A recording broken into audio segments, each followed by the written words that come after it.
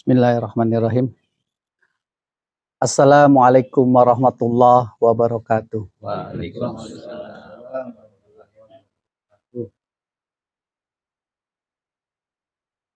Alhamdulillahilladzi arsala rasulahu bil huda wa dinil haqq liyudhhirahu ala dini kullih wa kafa billahi syahida. Asyhadu an la ilaha illallah wahdahu la syarikalah wa asyhadu anna Muhammadan abduhu wa rasuluh la nabiyya ba'dah. Masyaallahu kan wa ma lam yasha' lam yakun wala haula wala quwata illa billah. Qala Allahu ta'ala fil Qur'anil Karim, a'udzu billahi minasyaitonir rajim. Bismillahirrahmanirrahim. Ya ayyuhalladzina amanu taqullaha haqqa tuqatih wa la tamutunna illa wa antum muslimun. Sidang taklim riyasah yang dimuliakan Allah Subhanahu wa taala. Alhamdulillah pada kesempatan yang malam yang baik ini, insya Allah Sayyidil Ayyam, di mana Sayyidil Ayyam ini bukan ditujukan pada hari Jumat saja, gitu, tapi di mana setiap malam itu juga Sayyidil Ayyam apabila kita selaku hamba Allah itu menempatkan diri kita itu untuk selalu mengingat Allah, untuk selalu takarub kepada Allah, takarub ilallah. Di mana setiap malam itu kita mengisi hari-hari kita itu dengan zikrullah. Itu merupakan salah satu Sayyidil Ayyam. Ya. Kebaikan-kebaikan yang diberikan oleh Allah Subhanahu wa taala itu dapat kita manifestasikan untuk kelangsungan kehidupan kita. Karena kita yakin bahwa kehidupan kita itu sudah ditentukan oleh Allah Subhanahu wa taala. Oleh sebab itu,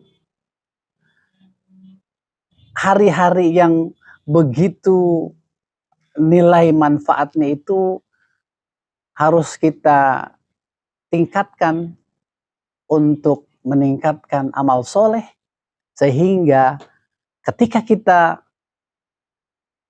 dipanggil oleh Allah Subhanahu wa taala itu sudah mempersiapkan diri semaksimal mungkin. Walaupun kita sudah mempersiapkan, tetapi masih saja ada nilai-nilai ibadah yang kita rasakan itu sangat-sangat kurang.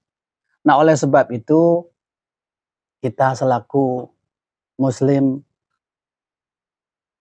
harus banyak-banyak mengoreksi diri sendiri. Karena pada prinsipnya kita sebagai manusia itu akan lupa biasanya. Kadangkala kalau mengoreksi orang lain itu sangatlah mudah.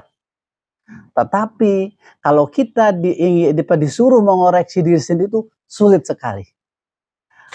Nah, tingkat kesulitan inilah yang perlu kita kaji lagi gitu. Ya, supaya kita tidak terlena mengoreksi banyak kesalahan orang lain, tetapi kesalahan yang ada pada diri kita yang banyak sekali itu kita lupakan. Nah, ini merupakan salah satu amal soleh bagi kita untuk selalu mengingat kekurangan-kekurangan ilmu yang kita rasakan itu sangat kurang. Kedoifan kita yang kita rasakan sangat kurang dibandingkan ikhwan-ikhwan kita yang lain. Nah, oleh sebab itu para ikhwan sekalian, kita patut iri dengan ikhwan-ikhwan kita yang keilmuannya itu melebihi dari kita. melebihi dari kapas kita. Ya, jadi kita sepatutnya iri kalau misalnya ikhwan-ikhwan kita itu sudah dia menghafal surat apa saja gitu. Nah itu kita harus iri di situ. Mudah membaca kitab-kitab atau hadis apa saja. Nah, itu kita harus irinya di situ. Jangan sekali-sekali kita iri dengan ya orang itu karena keadaan ekonomi dan sebagainya atau duniawinya. Karena itu di mata Allah tidaklah akan berarti ya kalau ketakwaan kita itu tidak bertambah. Salawat teriring salam, semoga Allah senantiasa mencurahkan atas Nabi Muhammad Sallallahu Alaihi Wasallam beserta keluarganya dan para sahabatnya. Insya Allah kita yang masih dinyatakan patuh menjalankan apa-apa yang dicontohkan oleh baginda Rasulullah Sallallahu Alaihi Wasallam, mudah-mudahan itu bisa tertanam di dalam hati kita dan bisa kita aplikasikan dalam kehidupan kita. Contoh-contoh yang suri toladan baginda Rasulullah itu perlu banyak sekali kita aplikasikan dalam kehidupan kita. Sehingga kalau kita ingin menerima syafaat dari Rasulullah, hendaknya kita perbanyak menjalankan atau melaksanakan segala apa yang dicontohkan oleh baginda Rasulullah Shallallahu Alaihi Wasallam. Jangan kita berharap ingin syafaatnya, tetapi contoh-contoh beliau yang kecil saja itu kita tidak jalankan. Ya, itu tidak akan bisa kita tercapai syafaat itu kalau contoh-contoh dan sunnah-sunnah yang dicontohkan oleh baginda Rasulullah Shallallahu Alaihi Wasallam itu kita tidak jalankan. Mari sama-sama kita niatkan di dalam hati kita untuk selalu istiqomah dalam pelaksanaan nilai-nilai berjamaah kita. Karena kita yakin bahwa kita sudah berada di jalan yang hak. Ya. Nah, bagaimana kita bisa dikategorikan sebagai kelompok yang hak kalau kita tidak melaksanakan dari kefadilahan yang hak itu. Nah, salah satu contohnya adalah taklim ini. Ini salah satu wujud dari uh, ya sebagai wujud dari ketaatan kita kepada amir, ketaatan kita kepada imam, pada pemimpin kita. Nah, itu kita buktikan ya. Kita buktikan dalam kehidupan kita sehari-hari. Bagaimana sholat kita, apakah setiap hari itu kita selalu berjamaah di masjid. Ya, itu contoh-contoh kecil saja, contoh konkret kecil saja. Kita tidak terlalu muluk-muluk gitu ya dalam melakukan ibadah syar'i itu. Yang penting yang pertama adalah kita itu akan dilihat di masyarakat itu bagaimana ya keseharian kita itu dalam pelaksanaan ubudiyah kita. Salat kita berjamaah setiap hari ataukah masih ada bolong-bolongnya. Yang terlebih vital lagi adalah bagaimana subuh kita. Apakah berjamaah di masjid atau munfarid di rumah. Ini sebagai wujud ya keistiqomahan kita itu dalam menetapi jamaah muslimin Hizbullah. Ini yang selalu terus kita gaungkan ya. Jadi orang akan menilai kita itu ahlus sunnah ya, dilihat dari bagaimana keseharian sholatnya di masjid ya. Ini yang menjadi sorotan ya. Nah, ini yang perlu kita camkan, yang perlu kita kembangkan lagi. Kemudian sudahkah kita mengajak anak-anak kita, terutama anak-anak kita yang laki-laki untuk sholat berjamaah di masjid. Ini yang punya anak laki-laki itu tanggung jawab yang besar. Kenapa? Karena nanti Anak kita lah yang akan menjadi pengganti kita, penerus dan pewaris kita. Ini yang selalu dan selalu kita tanamkan. Rasa keistiqomahan kita selaku yang pemegang teguh sunnah-sunnah Rasulullah Sallallahu Alaihi Wasallam. Ikhwan rahimakumullah, terima kasih kepada Bapak Sarman selaku Sohibul Bait yang sudah memberi kesempatan kita sebagai tempat taklim ya pada malam hari ini. Mudah-mudahan tempat rumahnya ini, baitnya dijadikan tempat untuk mentadaburi ayat-ayat Allah. Mudah-mudahan Allah akan melapangkan segala rezekinya dan naungan ya ilmu ya, karena yang namanya rumah ditempatkan sebagai kajian ilmu itu nilai dan barokahnya itu sangat luar biasa di hadapan Allah Subhanahu wa taala. Dan terutama juga untuk ikhwan-ikhwan yang melangkahkan kakinya untuk ke majelis ilmu, insya Allah bukan hanya Allah yang memberikan nilai, tetapi malaikat juga akan membuka sayap-sayapnya yang sangat lebar kepada orang-orang yang berjalan ya niat yang ikhlas karena Allah Subhanahu wa taala, melangkahkan kakinya. Mungkin kalau kita berjalan itu dihitung langkah kita, itu kalau dinilai dengan nilai pahala itu di hadapan Allah sangat luar biasa, tak terhingga. Ya.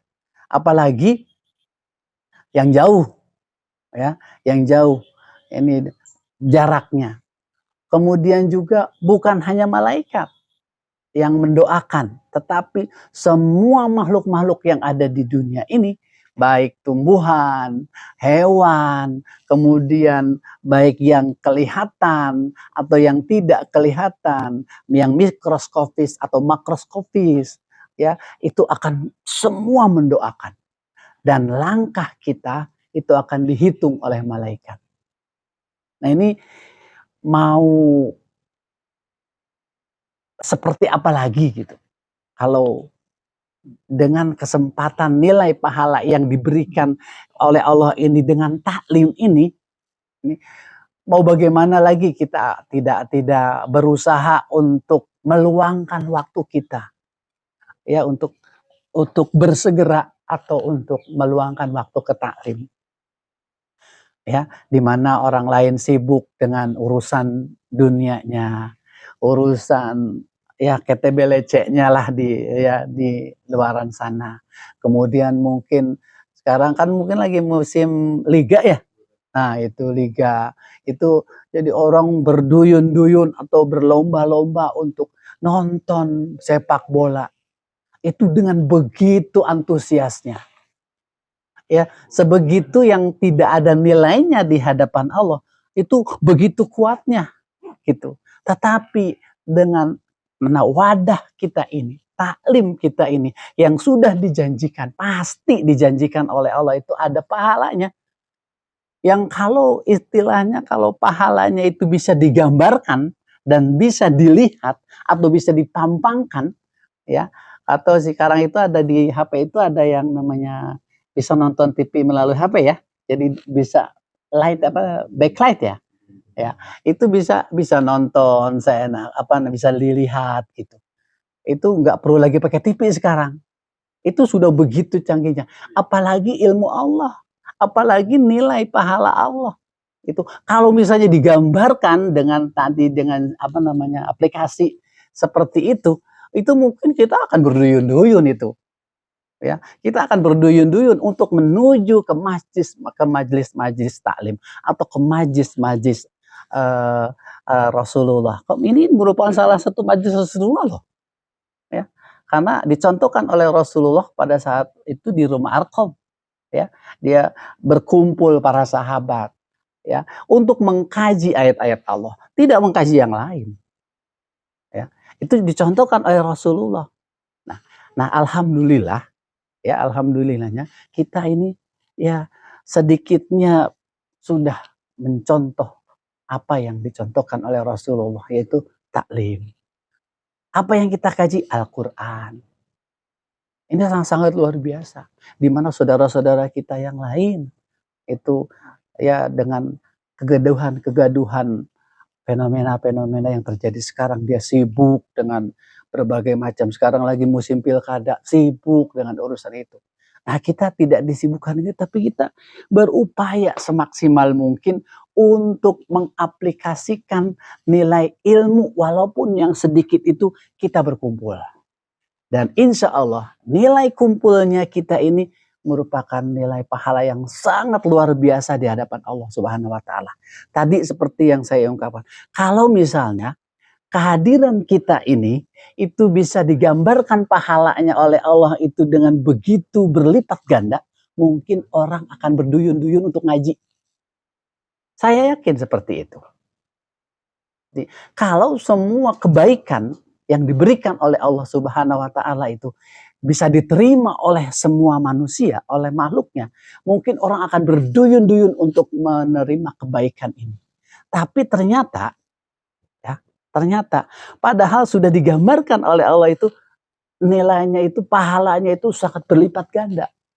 Tetapi yang namanya manusia itu diukur dari nilai keimanan masing-masing. Kadangkala keimanan yazid wala yanqus. Kadangkala naik, kadangkala turun. Nah, di saat naik inilah kita pergunakan, kita manfaatkan. Pada saat Allah memberikan satu kebaikan di dalam diri kita, itu naiknya tingkat keimanan kita, itu kita pergunakan. Jangan sekali-kali kita lengahkan. Nah, kalau misalnya sekali-sekali kita lengahkan, setan itu akan bergentiangan tuh, ya, untuk mengajak ya seorang hamba yang sedikit demi sedikit meninggalkan kebaikan Allah. Ya. Nah itu, kenapa? Karena setan itu sangat senang ya, karena ingin mengajak sebanyak-banyaknya manusia untuk menjadi temannya di neraka. Ingat nih para ikhwan sekalian. Jadi ya, kalau kita ingin tidak dijadikan sebagai teman setan di neraka, ini berubahlah kita, ya, berubah. Mindset pemikiran kita itu harus kita rubah, di mana orang-orang lain itu ya berkecimpung dengan dengan gaduhnya kehidupan dunia, contoh bola, contoh yang lainnya dan sebagainya. Nah ini karena kita ini sudah berada di jalan yang hak. Kalau kita tidak imbangi dengan kebaikan-kebaikan, ini akan digelincirkan hati kita, digelincirkan keimanan kita akan bertambah parah. Nauzubillah min dzalik, ikhwan sekalian. Dan apabila kalau kita ini berada dalam jurang kegelinciran, ya, itu pada saat itu Allah akan mencabut umur kita. Nauzubillah min dzalik. Nah, kita akan tergelincir. Nah, oleh sebab itu, sekecil apapun keimanan yang diberikan oleh Allah kepada kita, itu patut kita tanamkan, patut kita syukuri, dan ini kita kembangkan, kita tingkatkan dengan keistiqomahan kita. Contoh tadi, ya, tadabbur Quran. Ya. Kalau kita tidak lazimkan, itu akan terus-menerus bergeser, ya, sehingga kita akan jadi malas tuh, Tapi karena yang namanya segala sesuatu kalau kita lakukan dengan bersama-sama, itu akan nambah giroh, ya, nambah kekuatan gitu. Tapi kalau misalnya ini disebabkan karena tingkat keimanan seseorang, ya dinilai dari tingkat keimanan kita. Kalau tadi yazid wala yanqus, naik turun. Nah, kalau pada saat turun itu tidak ada yang gomeh-gomeh lagi gitu, ayo taklim gitu. Ayo taklim dan sebagainya. Itu kadang-kala akan turun terus tuh. Nah, disitulah masuk tuh setan. Masuk iblis itu. Sehingga akan merasuki, oh, udah males ah. Males ah. Sehingga jangankan untuk taklim, baca Quran aja kan males. Saya apa namanya merasakan itu. Kalau misalnya pada saat waktu habis maghrib itu tidak baca Quran, tuh kadang-kala kita akan dilalaikan tuh gitu. Ya. Tapi kalau kita istiqomah, jadi setiap waktu sholat itu nggak usah banyak-banyak, ya nggak usah banyak-banyak, mungkin ya selembar sajalah gitu. Tetapi rutin, jangan terputus. Ini yang kadang kalau kita mengejar banyaknya, tetapi tidak continue, ya, tidak istiqomah. Ini hari ini misalnya ngaji berapa juz, tapi besok enggak. Nah ini yang kadang-kala akan mengurangi kelalaian itu ya semakin bertambah. Nah oleh sebab itu, nah pada saat seperti ini kan ini salah satu forum untuk mengingatkan ya. Jadi tidak ada mengecas kita dicas ya, kita di-upgrade gitu ya. Jadi diingetin lagi gitu. Jadi para ikhwan itu jangan merasa begini. Kalau diingatkan itu merasa tersinggung gitu. Itu bukan ikhwan yang baik kalau kayak gitu. Nah, ikhwan yang baik itu kalau diingatkan alhamdulillah, bahkan sedih gitu. Sedih, ya Allah, kemarin-kemarin saya ya istilahnya melalaikan, tapi alhamdulillah sekarang ada ikhwan yang mengingatkan. Sehingga kita jadi kecas lagi nih gitu. Bahkan dengan wadah seperti ini itu rasa rindu kita, rasa kangen kita terhadap ikhwan itu kayaknya semakin tambah lengket. Itu kalau keistiqomahan atau keimanan kita terhadap ikhwan-ikhwan kita yang kal jasadil wahid itu tertanam. Tapi kalau misalnya kal jasadil wahidnya tidak tertanam, ya udah mau ketemu kayak mau enggak ya udah aja gitu. Nah, ini yang kalau kita merasa ikhwan kita ini adalah kal jasadil wahid, itu antara ikhwan satu dengan yang lain itu satu tubuh. Itu kalau enggak berkumpul gini kayak kerasa kangen gitu. Ya, enggak kangen gitu.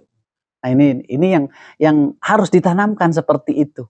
Jadi hewan itu ketemunya itu kan nasihat. Ya, ketemu kita itu nasihat. Dan istilahnya salah satu hal yang sangat kita nanti-nantikan kalau misalnya gimana ahi kabarnya gitu. Gitu. Ya bukan hanya pada saat susah saja, pada saat senang dan sebagainya. Tapi yang namanya kita itu ya seperti itu. Itu salah satu kerinduan kita.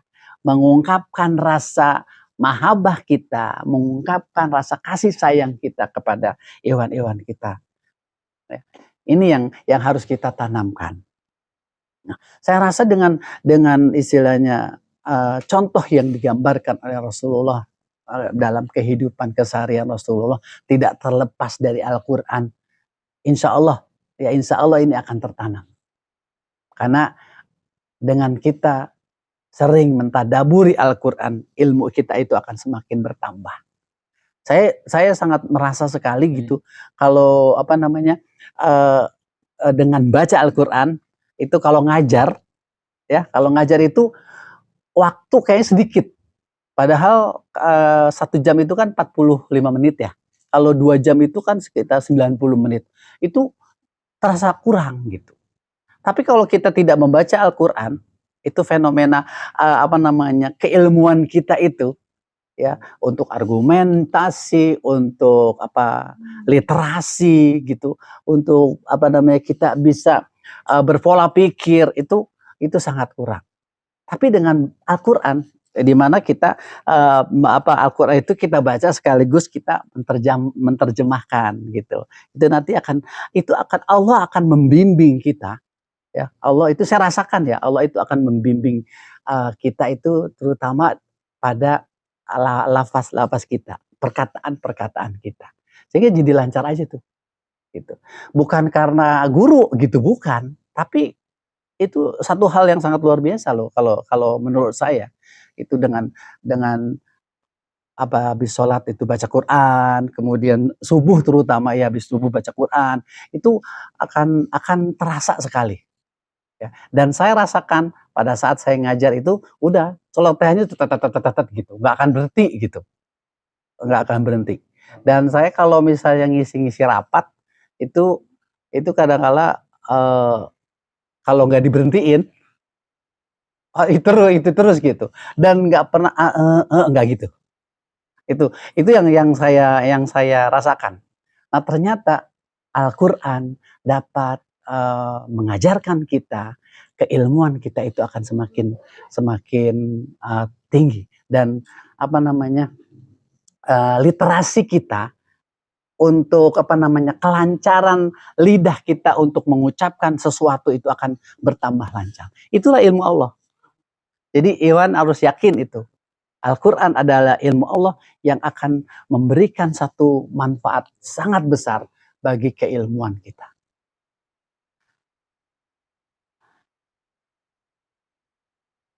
Ini yang perlu diperhatikan. Kemudian juga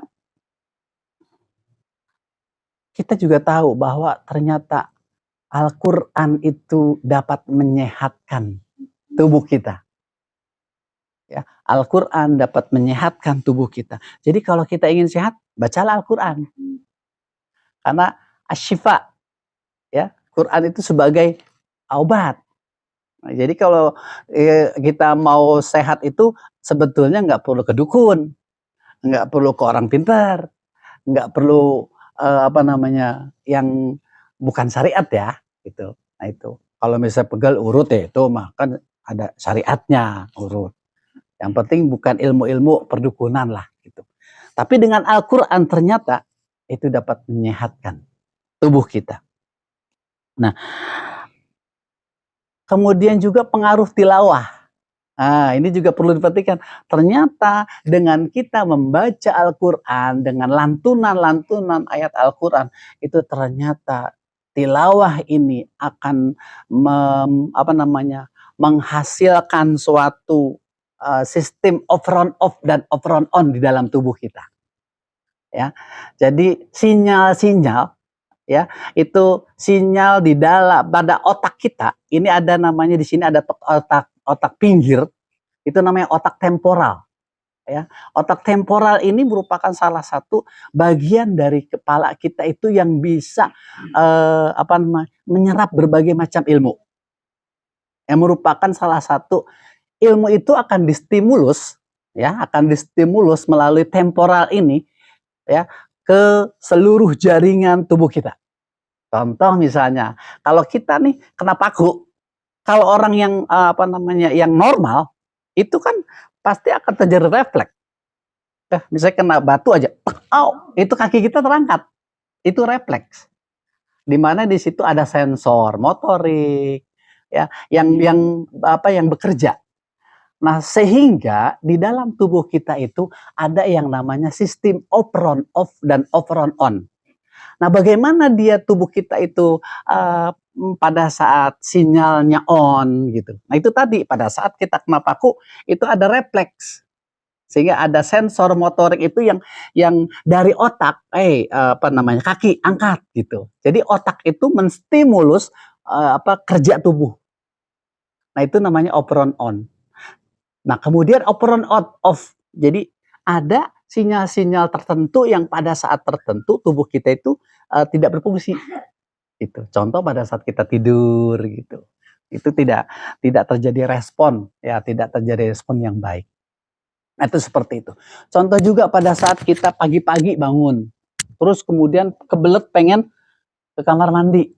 Nah, itu merupakan sistem operon on di mana ada yang namanya otot-otot polos di dalam pada dubur kita itu menekan ya, terjadi kontraksi sehingga menekan feses yang ada di dalam usus besar kita itu untuk terdorong keluar. Ini bukan karena kita memang dari proses metabolisme ya di dalam tubuh pada tidur kita itu proses metabolisme terus berjalan, itu sistem operon on-nya seperti itu, tapi ini ada kerja yang namanya kerja otot di dalam tubuh kita itu terutama itu satu kerja otot polos itu yang tanpa disadari oleh tubuh kita. Sehingga kalau yang namanya kita kencing, nggak bisa itu kita tahan. Itu namanya otot polos. Di mana ada sel-sel otot polos itu yang bekerja di saluran kelamin kita itu yang memberikan satu proses keluarnya begitu saja. Tapi kalau kita tahan itu terasa sakit. Makanya sering terjadi yang namanya batu ginjal. Itu karena apa? Karena ditahan. Nah, secara alami, sistem operon off dan operon on itu tidak boleh kita itu menahan segala sesuatu yang terjadi secara alamiah di dalam tubuh kita. Nah, contoh misalnya, kenapa kok kita bisa terjadi serangan batu ginjal, batu pankreas, dan itu ternyata contoh pada orang yang bekerja sebagai supir ya. Nah itu seperti itu. Padahal sebetulnya secara kalau dia mau pengen pipis dia berhenti gitu. Dia berhenti turun pipis. Itu normal gitu. Tapi kadang-kala yang namanya pekerjaan ya, itu kadang-kala sering ditahan. Nah, kalau ditahannya itu terlalu lama, ini akan mengkristal. Nah, itu yang kadang-kala sering terjadinya perkembangan sel batu ginjal. Berkarang dia, kemudian di kantong kemih itu jadi batu besar gitu seperti itu. Itu karena air seni yang ditahan yang harusnya dikeluarkan secara alami dengan sistem operon on dan operon off itu tidak dijalankan secara layak. Nah itu tubuh kita nggak boleh kita semena-mena kan itu nggak boleh. Makanya kita juga nggak boleh puasa terus menerus. Itu kita semena-mena kita terhadap tubuh kita. Karena ada kewajiban dan hak di dalam tubuh kita. Itu nggak boleh kita selewengkan. Jadi karena ada berlakunya sistem sistem operon off dan operon on inilah sehingga di dalam tubuh kita itu bisa berjalan secara normal. Inilah kerja alamiah tubuh kita yang digariskan oleh Allah Subhanahu wa taala yang patut kita syukuri ya sebagai seorang hamba yang beriman itu sangat luar biasa. Ini dari tilawah Quran saja ya. Nah, oleh sebab itu apabila kita ingin sehat, mari kita perbanyak tilawah Al-Qur'an. Ya, apabila kita ingin normal pikiran kita, mari kita perdalam tilawah Al-Qur'an, tadabbur Al-Qur'an. Jangan kita tinggalkan walaupun hanya sehari saja. Nah, ini saja para ikhwan, mohon maaf jadi keterusan gitu ya. Tetapi ya mengisi waktu. Ya mudah-mudahan ini menjadi ada nilai fadilah dan manfaatnya buat kita semua, terutama untuk menasehati diri saya sendiri yang masih dhaif ya, yang ya saling kita sama-sama tawasobil haq tawasobil sob, mengingatkan sesama kita. Itu adalah satu amal soleh ya. Kurang lebihnya mohon maaf. Nun wal qalami wa ma yasturun. Billahi taufik wal hidayah. Waridaka wal inayah. Assalamualaikum warahmatullahi wabarakatuh. Waalaikumsalam warahmatullahi wabarakatuh.